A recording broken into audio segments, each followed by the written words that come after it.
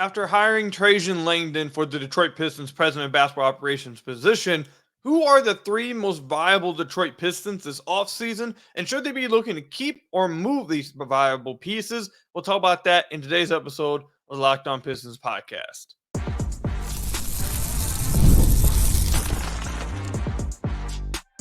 You are Locked On Pistons, your daily Detroit Pistons podcast, part of the Locked On Podcast Network, your team every day. What's the deal? Welcome back to another episode of the Locked On Pistons podcast. Per usual, I'm your host, Kuka Hill. You can find me over on Twitter at Kuka Hill. I want to thank you guys for making Locked On Pistons your first listen of every single day. We are free and available on all your podcast platforms. If you haven't already, head to the YouTube channel at Locked On Pistons. Hit that subscribe button or leave us a 5-star review on whatever podcast platform you're listening to us on. There's another great way to support the podcast. And today's episode is brought to you by Game Time. Download the Game Time app, create an account, and use code LOCKEDONNBA for $20 off your first purchase. Terms apply. You'll hear more about Game Time a little bit later.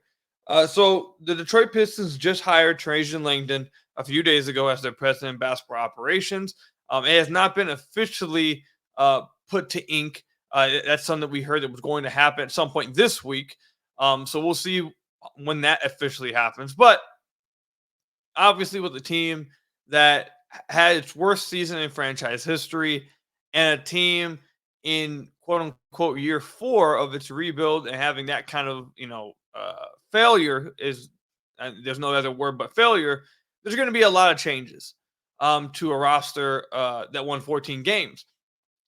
But on today's episode, I want to talk about the three most viable players the Detroit Pistons have.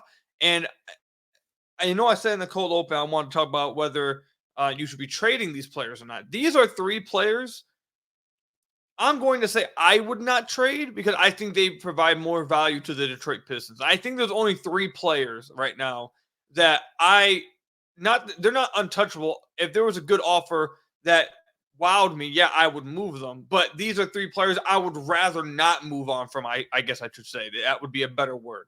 I'm not out there actively shopping them. Like I'm not actively out there including them in deals. If there's a deal that comes around that includes them, but it's a good one, then hey, so be it. It is what it is.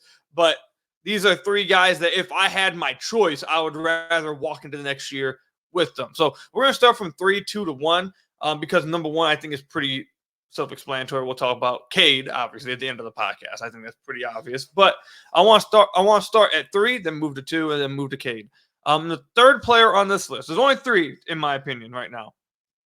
The player at number 3, and I know a lot of you guys probably are going to be shocked to hear me say this, but I think this will show my objectivity and willing to change my opinion when the facts change. When the evidence changes, so will my opinion. That's something I heard a lot growing up watching First Take with Max Kellerman. That was something he said a lot, that as the evidence changes, so will my opinion. You have to be willing to be wrong. Isaiah Stewart. Isaiah Stewart, I think, is the Pistons' third most valuable player. And I think there's some people out there that would argue him as the second most valuable player right now for the Detroit Pistons. And to be honest, I don't know if I could even push back against that all too much. But at the very least, he is third. And he is, at this point, I think it kind of says something about the Pistons' rebuild that he is third on this list for me. He should not be third. So it says a little bit about the Detroit Pistons rebuild, and it also, that's half of it, but then also half of it is speaking to just how much he's improved. So Isaiah Stewart is a player that I was very, I don't want to say critical. I would say not as, what's the right word? Not as high on, and thought had a lot of things to improve on. And I think he did. He did have a lot of things to improve on. He had a lot of things to prove.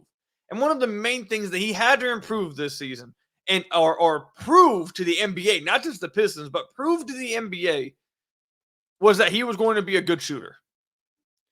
And he had some good touch throughout his first few seasons in the NBA on mid-range jumpers. And then his third season in the NBA, we started to see him take some threes.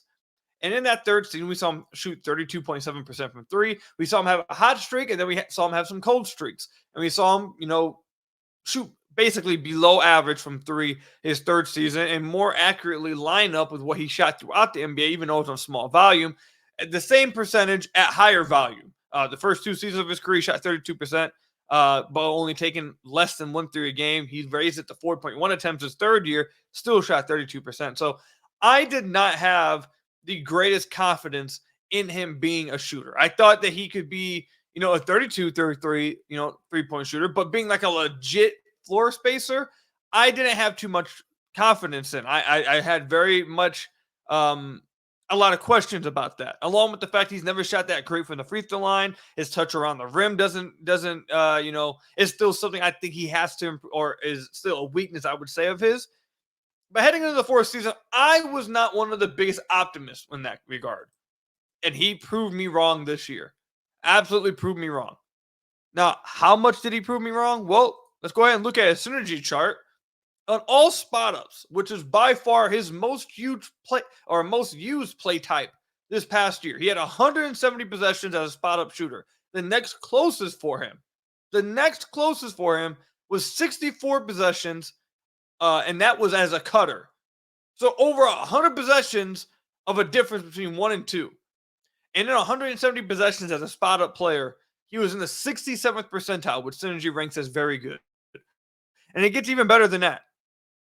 If you go to his shot types and you look at his jump shots, and all jump shots, and I wasn't like he was taking any dribble jumpers or anything like that, but this takes into account unguarded and guarded catch and shoot threes, and even middies. In all jump shots, he was in the 84th percentile, which they have ranked as excellent. On all catch and shoot shots, he was in the 63rd percentile. On guarded threes, he was in the 61st percentile. And on unguarded threes, he was in the 55th percentile, which are all major improvements for Isaiah Stewart. And it was on another year of sustained higher volume. He shot 3.8 attempts from deep this past year. Now, for that to happen in the second season of him shooting, like I said, a higher volume from three, and for him to show that kind of legit improvement on a year where he ended up shooting 38.3% from deep, that is pretty damn good. There's no other way to put it. That's pretty damn good. And he deserves all the credit in the world. And the reason why I think that makes him easily the third most valuable player for the Detroit Pistons is that his value is on the defensive end. His ability to switch onto the perimeter, his ability to, I don't think he's a great shot blocker, but I think he does challenge some shots at the rim and does offer some kind of rim deterrence. But his main superpower, I would say, is in switching, his ability to switch and be a 5-out or a 5-man who can switch onto the perimeter. That's his superpower. It has been since he was a rookie. It still is. So you added to the fact that he can do that, you need to be able to space the floor. And that was the question. He was able to do that this past season. So that is a huge development for Isaiah Stewart. And it was a sustained.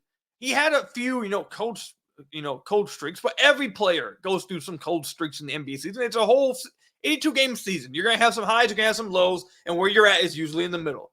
And he sustained high enough highs to end up at 38%. Major improvement for Stu this year. And to add on to this, I don't think he is ever going to be someone that can do much off the dribble. But you are seeing at least a little bit every now and then his ability to every now and then attack off the dribble, like at least try to. I don't think it's going to be something he's ever going to be that good at. He's not, he doesn't have a great handle, a little bit clunky. I don't think that's something he's going to have, but you can see him working on that. The main thing I want to talk to more so is, I know a lot of people want to believe he'll be off the dribble guy. I don't think he's shown much in that department at all. I don't think that's like his, talking about him shooting it after his third year where he had like a sustained, too much where he was shooting well. Okay, I want to believe in it. I don't think he's really shown that ability at all.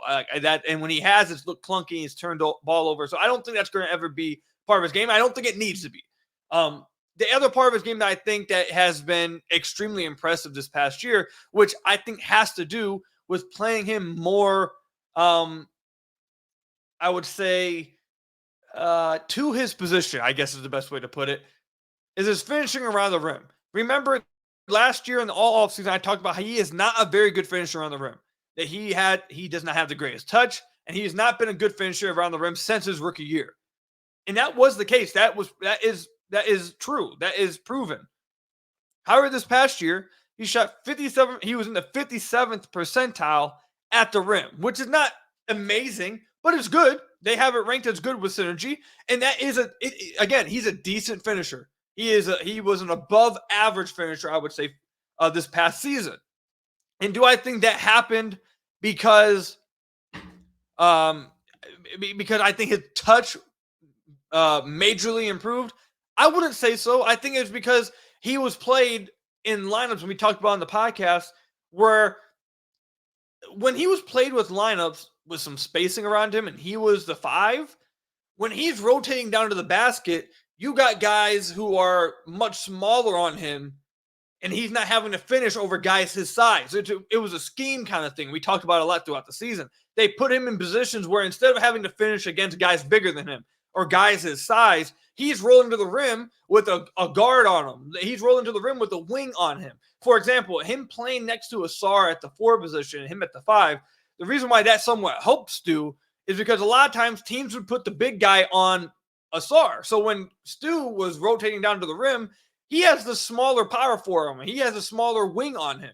So he's able to finish. It gives him a cleaner look around the rim. And we did a few video breakdowns throughout the season on the podcast and on my Twitter about this. So I think they are finding, basically my overall point is, Stu took major steps forward in his game. He deserves a ton of credit. And I am more than willing to say I was wrong and that he proved me wrong. He developed. That's completely fine with me. But I think the other part of it as well is that the team started to realize how they wanted him to play for this team. And I think that's something that, when you're a tweener like Isaiah Stewart is, your team needs to have an idea and a vision for how they actually want to use you. And for a long time, it was just be the backup or be a starting 4, be a power forward. We want to make you that. And I think this past season, he proved he is a backup 5. And if you want to try and have him start at the 5 in some spots, that's fine too. But he proved that he will be most valuable as a 5 this past year, as a stretch 5 who can switch on the perimeter.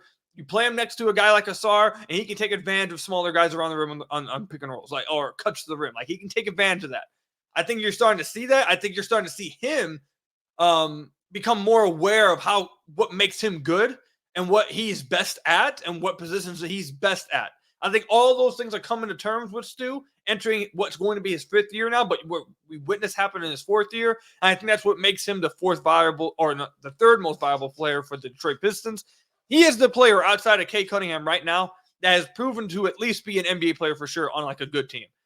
Stu would get minutes on a good team. He's the only other player outside of Cade that I can say that about. So I think he's the 3rd most viable player for the Detroit Pistons right now. So let me know in the comment section down below or over on Twitter at Kuka Hill. Do you guys agree, disagree with me? What do you guys think about Stu's season? Who do you guys have as the top 3 most viable Pistons heading into this offseason, going into the next year? Again, let me know in the comment section down below or over on Twitter at Kuka Hill. When we come back, I want to talk about who I believe is the 2nd most viable Detroit Piston heading into this offseason of change. We'll talk about that when we come back. Game Time makes getting NBA Finals tickets even faster and easier. Prices on the Game Time app actually go down the closer it gets to the tip-off. With killer last-minute deals, all-in prices, and views from your seat, and their lowest price guarantee, Game Time takes the guesswork out of buying NBA tickets. You can save up to 60% off buying last-minute tickets for sports, concerts, comedy, theater, and more events with Game Time. And I think Game Time is absolutely amazing for someone like myself because I am a procrastinator. I wait to the very last second to buy tickets for any event because I don't know why I do it, but it is what it is. And oftentimes it screws me out of getting the best tickets possible. However, with Game Time, that's not the case. You get great deals up to the last minute. You get great seats up to the last minute, and you get all-in pricing. Toggling this feature shows the total upfront with no surprise fees at checkout. And one of the best things about it as well is that you get to see what your seat looks like on the app before you have to purchase it. Again, instead of getting to the game or getting to the event and showing up like, oh man, these tickets weren't that great, I wish I would have known before. Nope, not the case with Game Time. You can see right there from the app so you can get the best seat for yourself possible. Your purchase is covered with the most flexible customer service policy in the ticketing industry with Game Time. So take the guesswork out of buying NBA Finals tickets with Game Time. Download the Game Time app, create an account, and use code LOCKEDONNBA for $20 off your first purchase. Again, terms apply. Create an account and redeem code LOCKEDONNBA for $20 off your first purchase. Download the Game Time app today. Last minute tickets, lowest price, guaranteed with Game Time. So I want to thank you guys again for making Locked On Pistons your first listen of every single day. We are free and available on all your podcast platforms. If you haven't already, head to the YouTube channel at Locked On Pistons. Hit that subscribe button or leave us a 5-star review on whatever podcast platform you're listening to this on. That's another great way to support the podcast. So like I said, I think it's very clear for anyone with two eyes that number one's going to be Cade Cunningham. So, I mean, we'll talk about Cade in a minute. He'll be in the final segment, but I think that's pretty obvious. Like Cade is going to be number one. Okay. Who's number two though? I think this is probably rather, I think this is probably an easy guess as well, but it's Ausar Thompson. I think Ausar is the second most valuable piece, second most valuable player the Detroit Pistons have. And I can tell you guys this from stuff I know. I can confirm this for you from things I know that Ausar is the second most valued player to a lot of rival NBA teams. There are a lot of rival NBA teams that have the Detroit Pistons start to try to get active in the trade market. The player outside of KD are going to ask about the most. They are the most interested in. Heck, even this past trade deadline, I can tell you there were teams who were checking in on Ausar Thompson. He is the second most valuable player on the Detroit Pistons right now. It's not Jaden Ivey. It's not Jalen Duren. It's not Isaiah Stewart. Even though I think Isaiah Stewart's value is pretty high, to be honest. I do think he has pretty high value across the league. It's Ausar Thompson. And I want to start off as well by saying this. This is also based off of what the Detroit Pistons are saying and what we know from reports and what I know from what I've heard about how they feel about these guys. So what would I personally have Ausar number two? Yes, I would. But I know the Pistons, at least as of this point, they also feel really, really, really strongly on Ausar Thompson. And there is a lot of belief from things people I've talked to and things I've heard that, and this has been reported in a lot of articles, James Edward articles, and Omari's articles, Omari Sankofa II, that Ausar and Cade are viewed as like the cornerstones right now. So this shouldn't be shocking info, but I just want to give that little bit of background for me as well. This is the thing with Ausar. Yes, he does not have an outside shot right now. Okay, that is that's not shocking. That's not crazy. Basketball knowledge. That's not crazy. Informative deep dives into Ausar Thompson. He can't shoot threes right now. However, the things that I pointed out pre-draft with Ausar Thompson, the things that I've pointed out during the season with Ausar Thompson, the things that I've pointed out after the season with Ausar Thompson is the same things that rival NBA teams see, and it's the same things that the Detroit Pistons organization sees with Ausar Thompson, and that is the fact that he most likely, to be honest, I had his brother Amen, and I still do, but I had his brother Amen as potentially the best athlete in the NBA entering into the draft. I said I thought there was a legit possibility that Amen would walk onto the floor and immediately be the best athlete in the NBA immediately. And then when talking about Ausar, I said he probably is like a 95th percentile athlete, like a little bit, like still like next level, top of the NBA athlete, but not quite as much as Amen. And I do still think that's the case. I think Amen is a little bit twitchier, but I think Ausar might be like 98th percentile. So that's number one. The fact that there is probably only a handful of players that are better athletes than him in the NBA. And I think he would probably make the argument, and he probably personally believes that there's nobody. And I can't blame him because he's that close to the top. So you have that type of athleticism combined with his defensive tenacity and ability. As a rookie, remember before the year, I said on the podcast numerous times entering into the year, I said, betting on Ausar Thompson to be your best wing defender as a rookie is risky business because not a lot of rookies are good defensively. A lot of rookies struggle on the defensive end. Now, they show highlights, they show flashes, and those are the ones you can bet on being good defenders. But being consistently good defenders throughout a season, it rarely ever happens. And so most rookies are just flat out bad. Like most of them are just flat out bad. The ones who have potential down the line usually have some flashes and so some kind of consistency in some areas. But Ausar, I thought, especially at the beginning of the year when they were prioritizing defense in the lineup, and he was a priority within the team, which I thought they went away from after the first 11 games. So like the next 30 games, I thought they went away from it. But specifically the first 11 so games, and then I'd say the back end of his rookie career, And even during that stretch in the time when he wasn't playing as much, you still saw it, just not as much.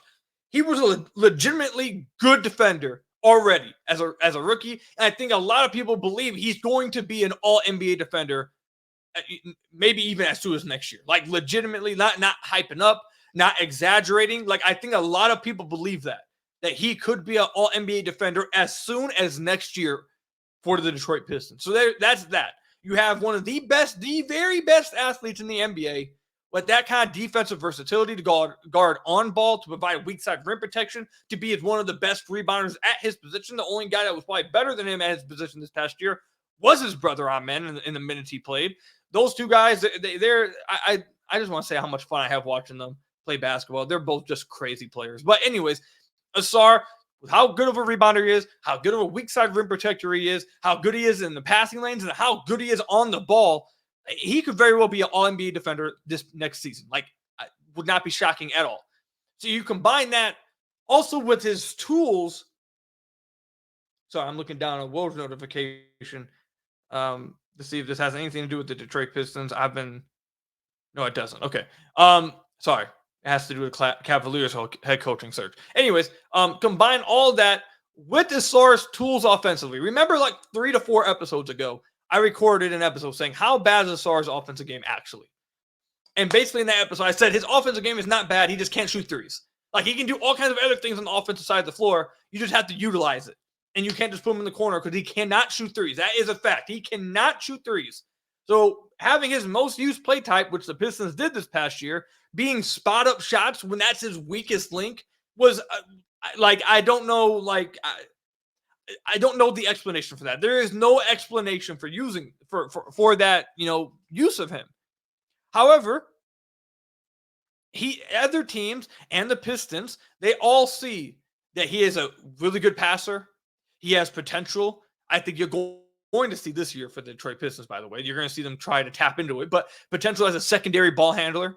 You see that he has an ability to finish around the rim, dunk on people, dunk through people, finish through people, has nice touch around the basket, I would say. You see his ability to make quick reads in the half court. You see his ability to not only make those reads off of a live dribble, but in the short roll when used as a pick and roll man. There's multiple ways for him to be used within an offense. I think there are some people that bet on his three-point shot as well. But even without the three-point shot, you're talking about a two-way player that can play defense, is one of the best athletes in the NBA, and has legitimate tools on the offensive end in every area besides three-point shooting. If you add three-point shooting to Ausar Thompson, you're not just talking about like, okay, that's a good starter there. You're talking about an all-star plus player if Ausar is ever going to be a good three-point shooter. Like, that's how good he will be. But even without a three-point shot, heck, I think there's a possibility he could be an all-star without the three-point shot. It's going to be harder to do. But, like, you're still having a legitimate two-way impact player. And he's already an impactful player on one side of the floor. And with better use and utilizing him in a better way in the half court, he will impact that end of the floor instantly as well, too. And I think that's, what other teams view him as. I think that's what the Detroit Pistons are currently viewing him as. And I think that makes him the second most valuable player on this team. Obviously, he's also a recent draft pick. This is the thing that plays into a lot of these as well. A lot of these conversations. I don't think Pistons fans take into account enough. And it's something that I've heard over the last few weeks, is that the fact that Ausar Thompson is going to be entering his second year is a big deal. First of all, it's because he's young. And then also because of his rookie contract. He still has 2-3 more years on that rookie contract. Whereas Jaden Ivey and Jalen Duren, because I know that's probably going to be the guys that get brought up the most in the comments and on Twitter to me when talking about these top threes, those guys are inching towards, they are farther moved away from the mystique of the draft pick. Like Ausar was the 5th overall pick this past season. He still has that mystique along with his potential when he showed on the floor. But Jalen Duren and Jaden Ivey after a bad season are not, let me not say a straight up bad season for Duren, because I thought he improved offensively, but a down year for both. At the very least, a down year for both. They are a year away, moved away from the mystique of a lottery pick that they had at the top of the first round. They're a year away from that and a year closer to having to pay them, which lowers the value as well. So that's one of the other reasons why I didn't have either of them on the list. And then one of the big things that's playing into Ausar Thompson. Now, if Ausar Thompson doesn't improve that much this year, and then we're having this conversation next year, we're like, it's the same conversation we're going to be having about Ausar next offseason if he has the same type of, projection as Ivy and Duran did. I'm gonna say the same thing. Okay, the mystique is rubbing off. He's kind of showed this. His value going to start dropping like that. It's gonna be the same thing.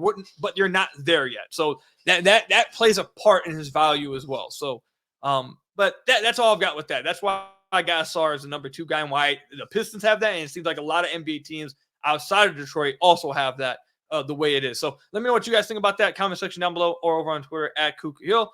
When we come back, number 1, man. I think it's pretty simple. We'll talk about him for just a brief second when we come back. So I want to thank you guys again for making Locked On Pistons your first listen every single day. Free and available on all your podcast platforms. If you haven't already, head to the YouTube channel at Locked On Pistons. Hit that subscribe button or leave us a 5-star review on whatever podcast platform you're listening to this on. There's another great way to support the podcast. And I forgot to mention this in the Ausar Thompson section, so I want to mention it real quickly again. He had very few possessions used in any other aspect offensively besides spot ups. But in those limited samples, when it came to him as a pick and roll ball handler, he only had 29 possessions, but he was in the excellent percentile.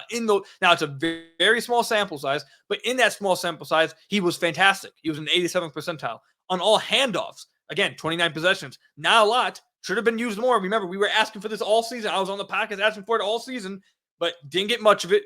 I don't know why, but in the few possessions we did, 29 possessions, 92nd percentile, was excellent at it. In the pick and roll man possessions, where he actually was used as a roller, only 37 possessions, 58th percentile. Good. That Synergy has it ranked as good. He has tools offensively. You literally saw it when used, it popped. They just didn't do it. And I don't know why. And I think the moves that the Pistons make and guys that may get moved, I think will be moved, and moves will be made with the idea in mind that Ausar Thompson will assume a lot of the secondary ball handling. That's what I believe. That's a projection. Now we'll see if it actually plays out, but I think that's something that you'll probably see play out. That's what I think. They're going to try to open up some of those possessions for him, and they're banking on that, so they're going to put resources in other areas. I think that's what's going to end up happening. But anyways, Cade Cunningham, obviously number 1. Cade took a massive step forward this year, and when you take into account, which I'm starting to see more and more people, not just in Detroit, but outside of Detroit, really start to mention, which should elevate this, is elevating even more the season that Cade had, is the fact that Cade improved the way he did in just about every facet of his game in the situation he had. The fact that he was able to pull out of this situation, this type of successful season, despite the context of the situation, despite the spacing, despite the team, despite all the things that were going on, despite everything, Cade was still able to show these improvements. Imagine what it would have looked like in an ideal situation. Not even a great one, just an ideal one. I think that's something that I'm starting to see talked about more in the Pistons community and the NBA community. So it's pretty self-explanatory. Cade is him. Cade is the Pistons franchise right now. Everything is going to hinge on Cade becoming that franchise player, and this season was a major step towards that actually happening. I know there's a lot of people there are people within the Pistons organization, and there are people close to the Pistons organization that believe that if the Pistons were better this year, Cade would have been an all-star. And I can't disagree with them. If the Pistons were better, Cade would have been an all-star. If you look at the numbers between Cade Cunningham and Paolo Banchero, there is not much of a difference, except one guy had a team around him that I believe was the second or third best. I should have had this up. I know for a fact they were in the top 3 defensive team in the entire NBA. They had that kind of defensive personnel and also some legit skilled players around him to field a good NBA team. The Orlando Magic were a deep, good NBA team. So Paolo was thought of very highly. But Cade, who put up very similar numbers, you could argue maybe even better numbers, doesn't get talked about in the same light because this team was bad. I mean, I can just run through it real quickly. Paolo averaged 22.6 points a game, 6.9 rebounds, 5.4 assists. He shot 45.5% from the field, 33.9% from three, and 72% from the free throw line. Cade, also 22.7 points a game, 4.3 rebounds, 7.5 assists, also 45% from the field, 35.5% from three on more attempts than Paolo Banchero. Paolo Banchero shot 4.4 attempts. Cade had, 5.4 attempts from deep. He shot 87% from the free throw line. If you go look at their true shooting percentage, which is the best way that people use to measure efficiency, Cade had a 54.6 true shooting percentage this past season. Paolo Banchero also had a 54.6 true shooting percentage this past year. So one player, and this is not to say Paolo isn't good. I think Paolo is also really damn good. I think Paolo also is a franchise player. But Cade also proved in the same season the exact same stuff I think Paolo did. I just one doesn't get talked about the same way because his team was bad. So everything apart, Cade took a major step forward in his jump shooting. He took a major step forward in his three-point shooting. At one point after the All-Star break for a good 3 week span, he was the best three-point shooter in the entire NBA. And this is coming on a lot of pull-up looks as well. Self-created three-point looks. Got better in that department. Cut down the turnovers as the season went on. I think he has defensive potential that we all witnessed his rookie year when he actually had other players that could do stuff. He was able to focus more on the defensive end. So I think once they get that, you'll start to see him be that two-way player that everyone expected him to be again. Cade is him. He's number one. He's going to be untouchable. The Pistons are going to sign him to that extension this offseason, and everything's going to be built around him and moving forward. That's just what's going to happen. He's not going to be moved, but I can promise you this, that if he was ever put on the trade block, if there was any whispers that Cade could be traded or Cade wanted out, I promise you there are almost 20 plus NBA teams that would immediately be calling the Detroit Pistons trying to get him. I can promise you that. So Cade, number one, Asar, number two, and Isaiah Stewart, number three. That's my top three most valuable Detroit Pistons. Let me know what you guys think. We guys disagree, agree, comment section down below. But that's all I've got for you guys today. Thank you guys for making Locked On Pistons your first listen of every single day. Free and available on all your podcast platforms. If you haven't already, head to the YouTube channel at Locked On Pistons. Hit that subscribe button. Leave us a 5-star review, whatever podcast platform you're listening to this on. And until next time, I'll see you guys later. Stay safe out there. Until next time, peace out.